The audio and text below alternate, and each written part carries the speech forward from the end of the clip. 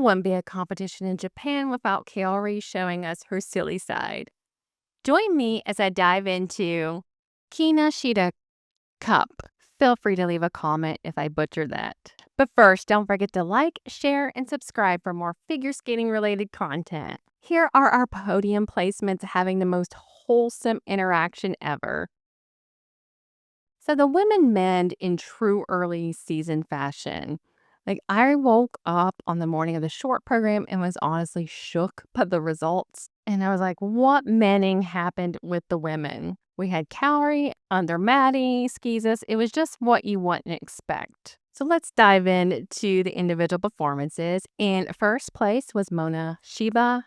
So she said in an interview that she is giving it her all because she wants to get to the Olympics. And it is obvious that she is ready to battle. So as y'all know, she decided to revive last season's short program to Last Dance. She skated it here cleanly, except for her triple lutz, I think was caught at a quarter. I do think she's reviving this upbeat program and she's becoming more comfortable with it. And she said in her interview that her goal was to take this program and make it more captivating and charming than last year. I am still obsessed, y'all, with the way that she holds her edges in this program, even for something that's so upbeat. I just love it, especially the way she holds her edges out of jumps. And she was the most consistent and ready to rumble in the short program compared to all the others. I absolutely adore her free skate to Romeo and Juliet. Her dress is just so beautiful. This program really suits her incredibly well and it highlights her beautiful skating. She just floats on the ice, y'all, during this. Everything is choreographed down to her arm positions throughout the program. Her jumps were not perfect, though. She had some shaky landings. I think it was on her triple sow cow and a call on the rotation for that as well. And you could tell that she was disappointed in herself afterwards, but regardless, she is looking so good for September. My only concern with her right now is her jumps seem small, and I don't know how to describe that. She's able to rotate compared to, Kaori. So it's just something that I've just noticed over time. Speaking of Kaori, she came in second place. Her short program is part of her farewell tour to Time to Say Goodbye. So she was fourth after the short program because she missed her combination by under-rotating her triple flip into a double flip, and then she wasn't able to squeeze out the triple toe after that. If she can get this combo, though, as the season progresses, this is going to be powerful for her because it's a back-loaded combo, and to be honest, it's been a while since I've seen a lot of back-loaded combos. I was a tiny bit concerned because I read in an interview that she wasn't surprised about messing up this combination based on how she was doing in practices. Though after her free skate, she did share that she hasn't really been in competition mode yet. And so what I think she's talking about then is she's not surprised based upon how it's been since maybe she went back into training. I do know there were times last season where the combos were not squeaked out. So that's something for us to kind of think about. However, also, she does tend to peak as the season goes on. So this isn't too concerning. Overall, I do like her short program. I think it's very elegant and it shows a lot of gracefulness to her that we don't always think about because she does tend to excel in more powerful programs. And what I noticed for her free program to an Edith Piaf medley is she has done a really great job with showing growth in the area of being able to have more fluidity in her upper body. I know that's something a lot of times people have highlighted is an area of weakness for her, but it really does seem like something she has worked on. I really like her free skate as well. I think that this is a really good vehicle for her. I absolutely adore the amazing footwork she has throughout it. She doubled several jumps though. In fact, she also mistakenly repeated 3 double toe loops, exceeding the allowed limit. And apparently, when she got off the ice, her coach was like, "You realize you did 3 double toe loops, right?"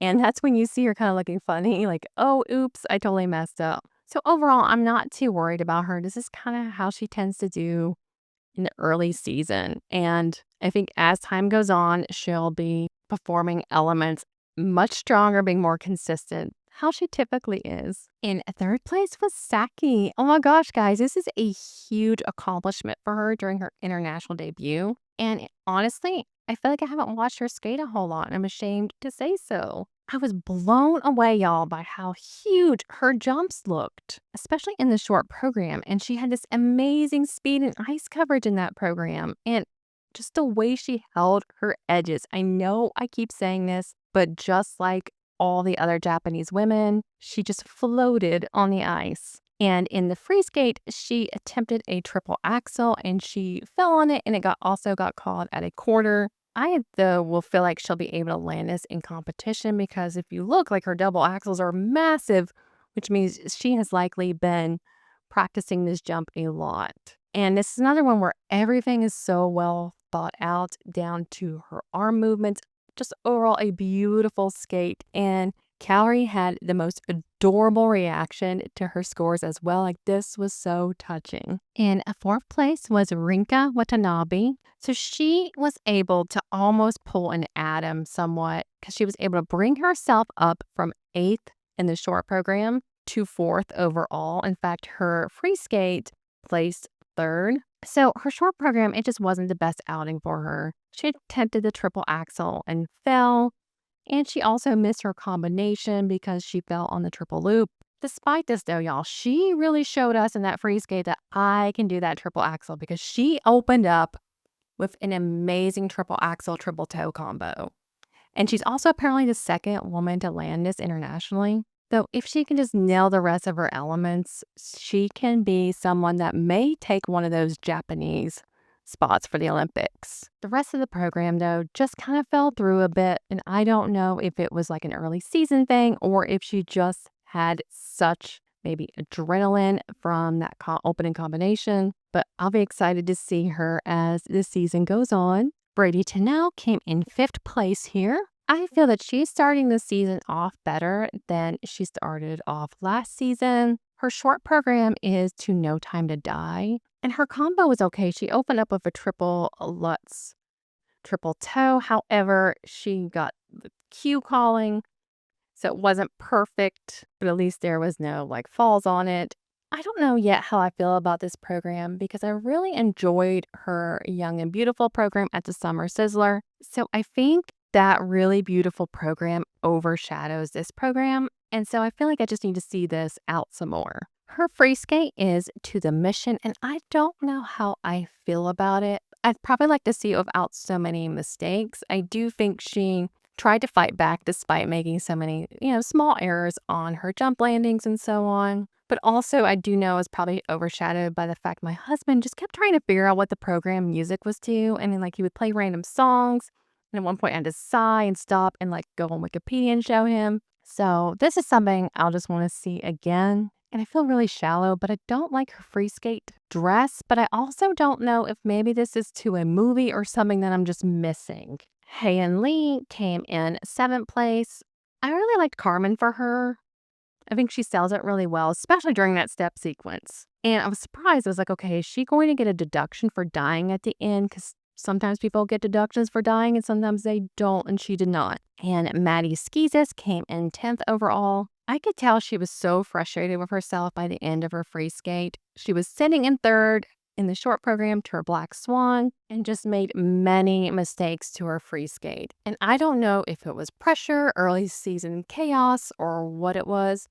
I do know, though, last season she showed us, like, she bounced back, she regrouped after having not the best season before. So let's hope she's kind of still on that upward trajectory. Wakaba HIGUCHI, oh my God, y'all. So she came in 11th place, but it's amazing she made it through her free skate. She was apparently very sick and went to the hospital during practice. And I was honestly terrified that she was going to go and just collapse on the ice after her free skate. And I read that she needed medical attention when she got off the ice, which is why we did not see her in the kiss and cry. So I'm going to wait until I see her free skate again when she's feeling better before I make any kind of judgments on it. Her short program to My Way, so she executed the jumps fairly well, except there was a call on her triple flip for the edge.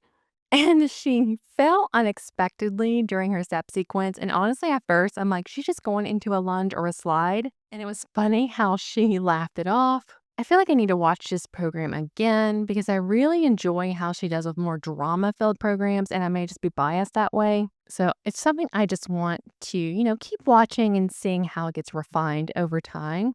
I do think, though, she was underscored, and I wanted to throw something, but that's my typical feeling when it comes to her. And here are the men's placements, and I was a little shook when it came to the podium, I won't lie. Now, I wasn't surprised by Junhwan coming in first place. Absolutely adored both of his programs. So for his short program, I'll admit it, I can't help but love the warhorse right in your black eyes. I don't know why. It'll never get old to me. I'm sure one day it will, but for now it won't. So I felt like this program, y'all, was just fire.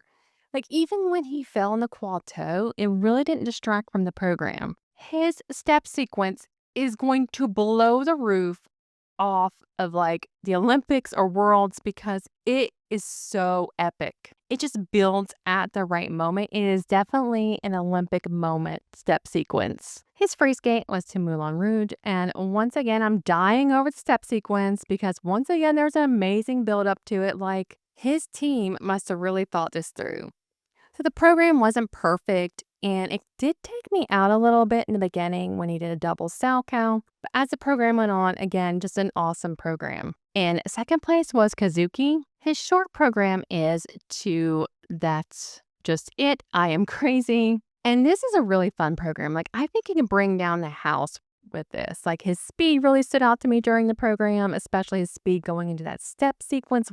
It was just wow. Like, the only major problem was at the triple axel, he put his hand down, but I was thinking, wow, that's a really beautiful, huge triple axel. And so for his free skate, it was filled with mistakes. But what was interesting is it really felt like the polar opposite than his short program, which is kind of more fun and playful. So this really helped show how versatile he is. So he ended up with deductions on his quad toe loop, his double toe loop combination, and then his triple axel. But, however, he did earn the highest level 4 rating for all of his spins and his step sequence. So this was a really good outing for him. And third place was Tomoki. Oh my gosh. So he also apparently holds the highest score for this season for third place for an American man, meaning his score for all the bronze medalists that are American is the highest right now for this season. And also, he apparently had the highest technical score for his short program to Freebird. This is another one where, yeah, the jumps were exciting for me, but the step sequence really was fun. And I feel like it has the potential to just bring down the house at nationals if he skates it the same way. I feel like what really stood out to me is even though he made some tiny errors, I feel like he persisted, and in the past, I feel as if his program would go awry whenever there were mistakes. So this is a huge accomplishment for him. His free skate is to Creep, and I feel like it's a very beautiful program. It wasn't perfect. There were some jump errors. It's one that I'm going to be intrigued to see as the season goes on, and this is another program that really showcases how versatile of a skater he is, just like Kazuki's. Sota Yamato came in fourth place despite having a lower back injury. And he said in an interview that actually it was discovered that he didn't have a slip disc as he originally thought. Still, to me, it's pretty remarkable that he came in fourth place despite having an injured back, because my back is always so wonky and I just couldn't imagine pulling off what he did. In fact, in his short program, he was able to land his quad toe, perform his triple-triple combo, and only have like a shaky landing on his triple axel. And the jumps just weren't there for him in the free, but honestly, that's to be expected after what he's experienced. And he's probably also had less practice time with this injury. So Jimmy Ma came in 10th place overall. He started off in 5th place in the short, where he just came in blazing. Like, each time he skates that short program, it gets more exciting to me. However, his free skate just wasn't the best. Like, he fell on his quad toe, had to step out of his triple axel, and therefore he wasn't able to finish his combination. I don't know 100% though if this is a part of kind of like his free skate curse, that we often see, because in the past we've seen where he has pop jumps or double jumps, and we really didn't see that here. Yeah, he made mistakes, but he was still fighting throughout it. And so here are our pair's final standings. It's no surprise that Riku and Ryuichi came in first. I was actually afraid their short program would lose its magic for me, and it completely didn't. It's still every bit as fire as it was for me, with the speed and just the way they execute the elements. They came in ready to claw for their Olympic gold medal at this very moment. They changed their free skate to a gladiator skate, and I feel like this really suits them. They do really well with very powerful, ready to rumble programs. They looked really strong for this part of the season. Like, there was the botch side-by-side triple sow cows, and then there was the fall on the throw triple loop. But for early season, we'll take it. In second place was Anastasiia and Luka, representing Georgia. So their short program is to Bolera. They start off the program with a headstand, which is kind of cool. I mean, sometimes I like a gimmick. I think this pair, so I think for the short program, I really enjoy the technical aspects of it, because they have these massive, huge throws and twists. But sometimes the in-between stuff isn't as exciting to me. There's just not as much intricate elements thrown in, like when it comes to choreography and stuff like that. So for their free skate, it's somewhat of a miss for me, but honestly, I must admit, like, once I realized there were sirens and the program was about life and death, I really had to turn it off because it's just too soon after my father passed for me to listen to all that. So I think this is a program that I can't fully judge, because when it's muted, it's just not the same. I do think that they showed a lot of fluidity throughout it. Their technical abilities were on point. It's one that I'm going to watch later when they debut it again, a different competition, and just see how I feel about it. Coming in third place here was Yuna and Sumata. And I feel terrible because I don't recall this team, though it does seem like they're relatively new. I think they debuted in the 2023 season. So they did their short program to Yellow Brick Road, and I feel like they had these really great moments where, like, the lifts would go with the music and just everything was just on point, except for their side-by-side spins. And for their free skate, I feel like that was really beautiful and showcased their strengths. Like, they were really in sync. In fact, there was a point where they did like a spread eagle. And I was just like, I don't know if I see that a lot in pairs. And if I do, it really doesn't always stand out to me, because these people are just on point. And I really feel like they have this just like breathtaking lasso lift. I was just very pleased with this pair. And so I'm excited for them to have such success when they're such a new pair. Here are your ice dance standings. And so in first was Marie-Jade and Roman. So in addition to being first place, they also defeated two other Canadian teams. Something that really stood out to me in the rhythm dance was their speed. The high energy in that program really suited them well, and I really liked their lift throughout it. I do feel like their free skate had some interesting elements. It's hard to kind of get past a lot of the Egyptian arms that we're still seeing in 2025, but I did enjoy kind of their lifts and the tricks they did throughout it. However, I know I'm biased because I really like Zingas and Kolosnik, and I will be the first to tell you I am not an ice dance expert, so keep that in mind while you're typing out angry responses to me. I know this about myself. However, I really feel like I liked their programs better. They came in second place. I felt like their rhythm dance really spoke to the 90s theme. Like, it came out like as if they were getting ready to go to, like, Saved by the Bell. Like, what was that place called that they would eat at? The Max. Yes, it felt like they're ready to go to the Max and just chill. I felt like they had a lot of high energy in this program. I do see, though, they did lose a level on their pattern dance type of step sequence in the rhythm dance, so that may explain some of the discrepancies there. I really enjoyed their free dance, and I do feel like maybe I enjoyed last season's a little bit more, but I do need to see this a few more times. I think they can play up their theatrics and their drama as the season goes on. I just loved every element. Like, the edges on their lips are amazing, just everything. I know I'm biased and I adore them. And I mean biased by enjoying this pair, not the fact that they are a U.S. team. Leah and Artem came in at third place from America. I'm mixed on how I feel about their rhythm dance. I recognize also that despite being a millennial, this isn't kind of what I was hoping for when it came to 90s dance parties, although I don't know exactly what I was expecting, to be honest. It's not like everyone can like have a dance off to like Backstreet Boys and NSYNC. However, they did have Backstreet Boys in theirs. I felt like there was some slight hesitancy into some of their moves. In fact, they almost stalled a bit in one of the moves where he like lifted her over him, kind of like a jump over. Again, I told y'all I'm not an ice dance expert, but I think this program is just something that as the season goes on, we'll just see it being refined more. I think kind of just more energy, especially when they get to the end for Spice Up Your Life. Like that is probably one of the most difficult things to put at the end because that's one of the songs that requires it looks like the most energy. It's kind of more revved up. The free dance is lovely. It does need to be refined a little bit. I noticed that they just have some hesitancy. They kind of lack the fluidity when it comes to going in and out of certain lifts, especially the ones towards the end. And there were times I was like, is this my feed or is this like him bobbling or is this lag? But I do think he bobbled.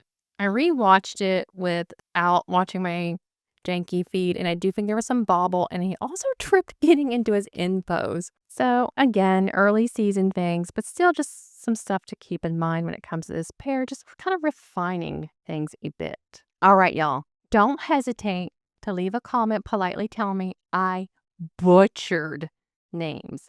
I'm trying so hard. It doesn't help that like when I search for the name, I'll hear like 9 million different ways to say it. And it never is good if like Ted's the first thing that pops up. And I have the same issue as Ted sometimes, but just let me know. Seriously, I don't mind. And if you want to like phonetically spell it for me, thank you. All right, y'all. I can't believe Chinese Nebelhorn is coming up. I am not going to be able to function in society if we don't have a stream for it. This piecemeal approach or finding weird lagging things, which I very much appreciate. Oh my God, all of y'all who made this possible. But why is it an Olympic sport in itself for us to find streams? Like next competition, which I believe, oh my God, is that Chinese Nebelhorn coming up?